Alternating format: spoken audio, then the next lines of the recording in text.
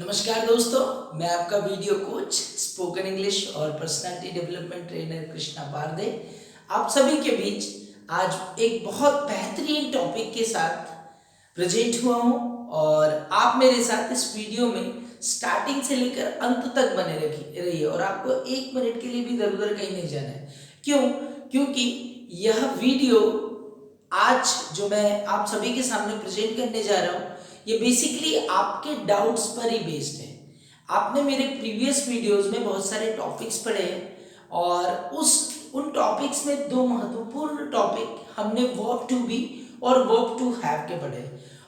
Basically हमारी day to day spoken में इन दोनों टॉपिक्स या इन दोनों से संबंधित जो हेल्पिंग वर्ब्स होती है उनका बहुत महत्वपूर्ण रोल होता है। इट मीन्स कि हम किसी बड़े टॉपिक, छोटे टॉपिक या जनरल कन्वर्सेशन पर जाते हैं तो इस तरह के छोटे छोटे सेंटेंसेस बहुत ज़्यादा यूज होते हैं, परंतु जब हम रियल कम्युनिकेशन की बात करते हैं तो ये जो वर्ब टू बी और वर्ब टू हैव है ये बहुत सारे कंफ्यूजन क्रिएट करता है। तो आप मेरे साथ इस वीडियो में अंत तक बने रहिए और देखिए आज इस वीडियो के माध्यम से आप अपने बहुत सारे डाउट्स क्लियर करने जा रहे हो। जैसे what is the difference between verb to and verb to have? It means the conceptual difference that you are going to understand. Apart from this, you will understand what is the difference between is, am, are and has, have. You are also going to understand what is the difference between was, were and had. And one more addition that you are going to clarify, that is what the difference between will be, shall be and will have and shall have. So friends, हम कुछ examples के माध्यम से और कुछ theories के माध्यम से अपने डाउट्स को क्लियर करेंगे और अंत में मैं आपको एक बहुत बेहतरीन प्रैक्टिस दूंगा। उस प्रैक्टिस के माध्यम से, उस प्रैक्टिस की हेल्प से आप अपने डे टू डे कम्युनिकेशन में इसको बहुत आसानी से दूर कर सकते हो। आइए सबसे पहले हम बात करते हैं वर्ब टू बी की। ओके, वर्ब टू बी जैसा हमने प्रीवियसली डिफाइन किया था, verb to be has meaning किसी का कुछ होना। अब किसी का कुछ होना इट मीन्स कि हमारे सेंटेंस में जो सबसे ज्यादा महत्व रखता है वो होता है सब्जेक्ट। हमारा मोस्टली जो सेंटेंस होता है वो सब्जेक्ट पर बेस्ड होता है। तो आइए इसको और डीपली अंडरस्टैंड करते हैं कि किसी सब्जेक्ट का कुछ होना बताने के लिए वर्ब टू बी का यूज किया जाता है। ओके, इट मीन्स किसी सब्जेक्ट का कुछ होना।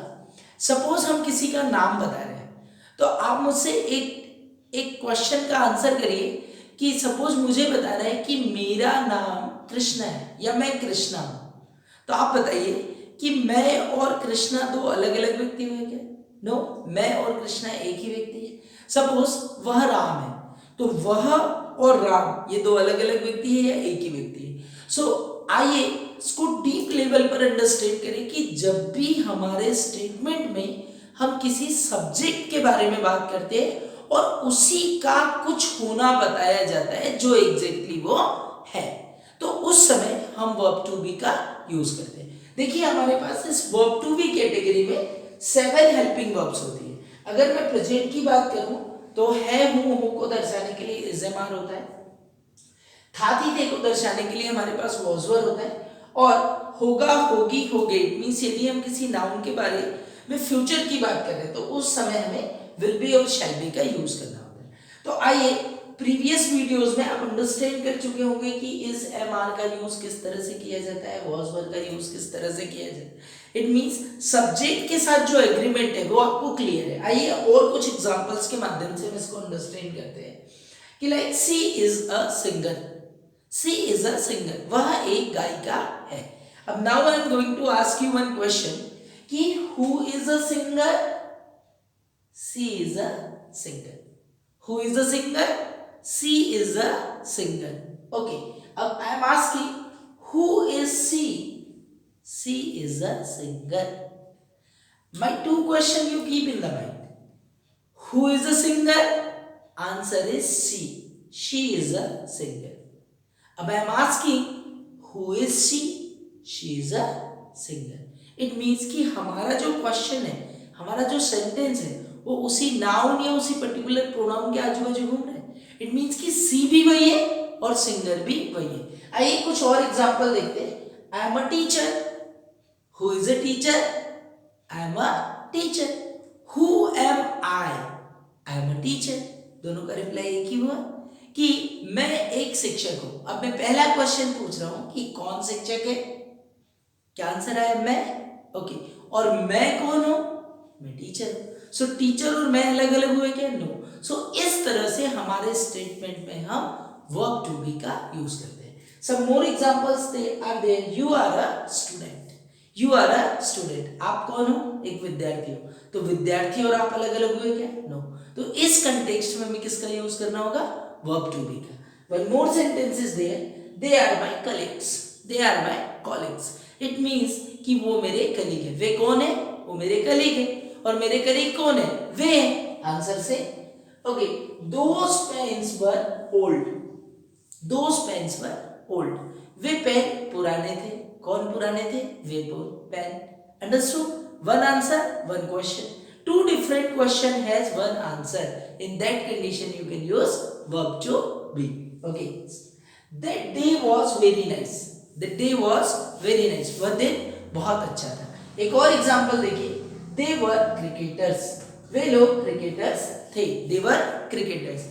कौन क्रिकेटर्स थे? वे। और वे कौन थे? Cricketers. Okay. She will be a doctor. Who will be a doctor? She will be a doctor. Okay. And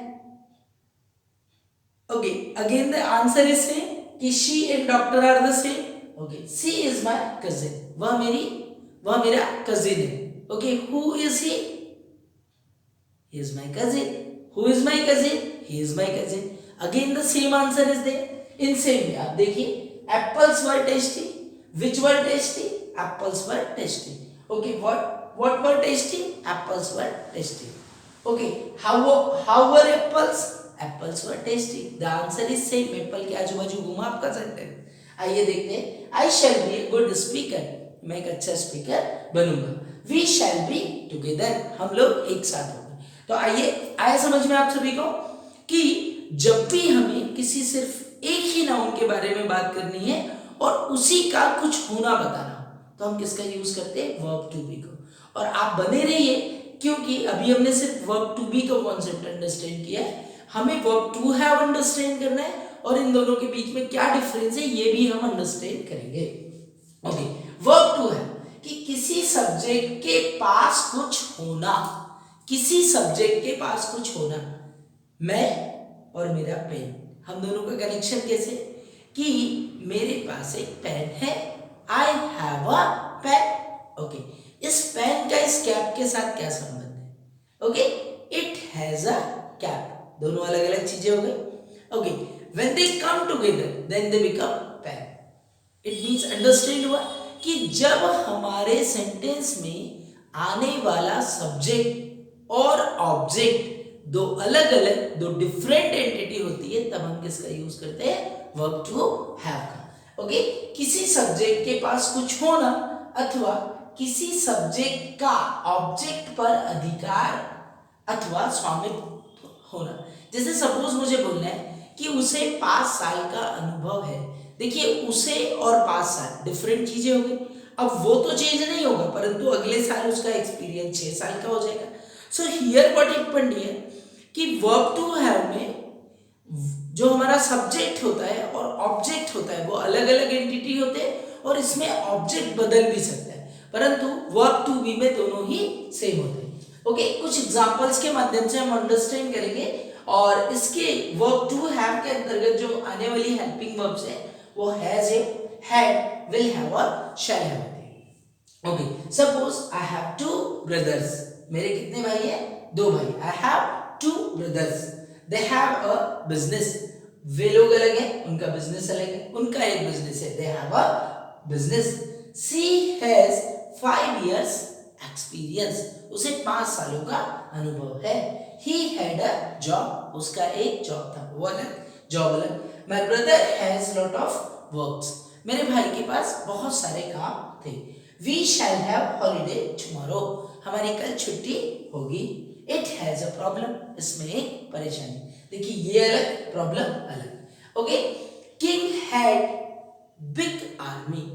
राजा की एक बड़ी सेना थी। हम इसको ऐसे भी कह सकते हैं कि king had a big army, राजा की एक बड़ी सेना थी। I had many toys in my childhood, मेरे पास बचपन में बहुत सारे खिलौने थे। We had a meeting yesterday, हमारी कल मीटिंग थी। देखिए हम अलग, मीटिंग अलग। Okay, Gandhi ji had sympathy with poors, Gandhi ji को गरीबों से सहानुभूति थी। तो होप सो आप सभी क्लियर हो गए होंगे कि वर्ब टू बी और वर्ब टू हैव में क्या डिफरेंस है। कि जब हम किसी एक एंटिटी के बारे में बात करें और उसी का हम कुछ होना बताते हैं, उस समय हम वर्ब टू बी का यूज करते हैं। और जब हमारे स्टेटमेंट में सब्जेक्ट और ऑब्जेक्ट और सब्जेक्ट के साथ यूज होने वाला नाउन अगर दो सेपरेट एंटिटीज होती है, तब हम वर्ब टू बी हैव का यूज करते हैं। अब देखिए कि ये तो हम जानते हैं, ये हम पहले से भी अंडरस्टैंड कर चुके हैं। बट जब हम जनरल स्पोकन की बात करते हैं तो हमारे स्पोकन में हम बड़ा प्रॉब्लम खा जाते हैं कि कहाँ वर्ब टू बी लगाना है और कहाँ पर वर्ब टू हैव लगाना है। तो देखिए ये चीज आपकी रिमूव हो जाएगी, परंतु इसे प्रैक्टिस की जरूरत होगी, वो प्रैक्टिस आपको देना पड़ेगा। ओके, यदि हम उतना करते हैं डेफिनेटली आप सक्सेस पालोगे। कुछ एग्जांपल्स के माध्यम से मैं आपके डाउट्स क्लियर कराता हूँ कि द सेंटेंसेस कि गांधी जी एक महान लीडर थे, उन्हें गरीबों से सहानुभूति थी। देखिए पहले स्टेटमेंट में हम गांधी जी का एक अच्छा लीडर होना बता रहे हैं और दूसरे स्टेटमेंट में हम कह रहे हैं कि उन्हें गरीबों से सहानुभूति थी। What we can make the translation, Gandhi ji was a great leader, he had sympathy with poors. देखिए पहले स्टेटमेंट में चूंकि मैं गांधी जी के कुछ होने की बात कर रहा था इसलिए मैंने वॉज का यूज किया, एंड सेकंड सेंटेंस में उनके पास कुछ होने की बात कर रहा था इसलिए मैं हैड का यूज किया। आगे देखिए अगला सेंटेंस कि वह एक समझदार लड़का है, उसका स्वभाव मृदु है। He is an intelligent boy, क्योंकि कौन समझदार लड़का है, वह, और वह कौन है, वह एक समझदार लड़का है। So that's why verb to be will be applied. He is an intelligent boy. He has a soft nature. उसका स्वभाव मृदु है, मधुर है। You can use he has a soft nature. Clear हुआ कि यहां पर हमने इसका यूज क्यों किया और यहां हमने हैज का यूज क्यों किया। Okay, one more example is there. आप एक ऑफिसर होंगे, आपका बड़ा नाम होगा, you will be an officer, you will have a big name. देखिए आप तो खुद ही ऑफिसर बन जाओगे, सो इसलिए हमने किसका यूज किया, वर्ब टू बी। और जो आपके पास भविष्य में होगा दैट इज विल हैव। तो जब हम किसी एक एंटिटी के बारे में बात करें और उसी को डिस्क्राइब किया जाए सेंटेंस में आगे, तो हम वर्ब टू बी का यूज करेंगे। और यदि हमारे स्टेटमेंट में सब्जेक्ट एंड ऑब्जेक्ट दो अलग अलग एंटिटी है, तो हम उसके लिए किसका यूज करेंगे, वर्ब टू हैव का। My dear friends, I am requesting you all कि आप यदि चाहते हो तो इस पिक्चर का एक स्क्रीनशॉट लेकर रख लीजिए, क्योंकि इसके बाद हम कुछ और सेंटेंसेस देखने वाले जिसके माध्यम से हम वर्ब टू बी और वर्ब टू हैव में डिफरेंस को फाइनली क्रिएट करेंगे। और इस वीडियो के अंत में हमारे जो भी वर्ब टू बी और वर्ब टू हैव को लेकर डाउट होते हैं वो सारे डाउट्स हम क्लियर करेंगे। ओके, तो जो भी सेंटेंस अभी स्क्रीन पर डिस्प्ले होने वाले हैं, आप उन सेंटेंसेस को दोहराने का प्रयास कीजिए, रिपीट करने का प्रयास कीजिए। हो सके तो आप अपने नोट्स बनाइए ताकि आप इस टॉपिक को फाइनली अंडरस्टैंड कर सको और आपके सारे डाउट्स क्लियर हो जाए। ओके, तो यदि आप चाहते हो तो आप इसका स्क्रीनशॉट लेकर रख सकते हो।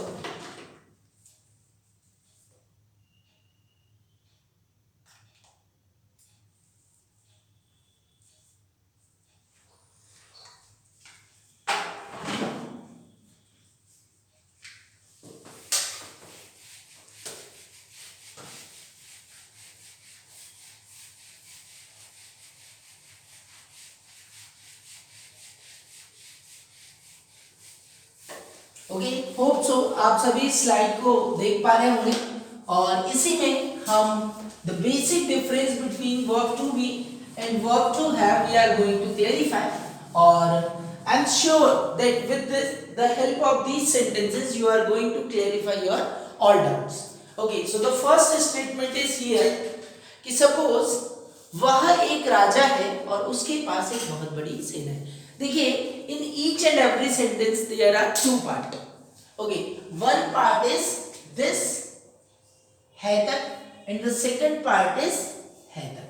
Okay, so these are the two sentences in it, and one sentence has the implementation of verb to be and the another sentence has the implementation of verb to have. अब जब हम इसका practice करेंगे तो आपके doubts भली भांति clear हो जाएंगे। जैसे suppose here is a statement, वह एक राजा है और उसके पास बहुत बड़ी सेना है। ट्रांसलेशन क्या होगा इसका? He is a king and he has a big army. He is a king and he has a big army. हमारा नेक्स्ट सेंटेंस देखिए कि वह एक गायक है और उसके पास एक गिटार है। Okay, how will be the translation? He is a singer and he has a guitar. देखिए यहां पर हम उसके गायक होने की बात कर रहे हैं और दूसरे स्टेटमेंट में हम उसके पास गिटार होने की बात कर रहे हैं। Difference is clear? The next statement is there कि वे लोग क्रिकेटर हैं और उनके पास एक प्लेइंग किट है। They are cricketers and they have a playing kit. Next sentence देखिए कि हम मजदूर हैं और हमारे पास एक ताकत है। We are labours and we have a power. The next sentence that you can understand, तुम एक डॉक्टर हो और तुम्हारे पास बहुत सारे मरीज हैं।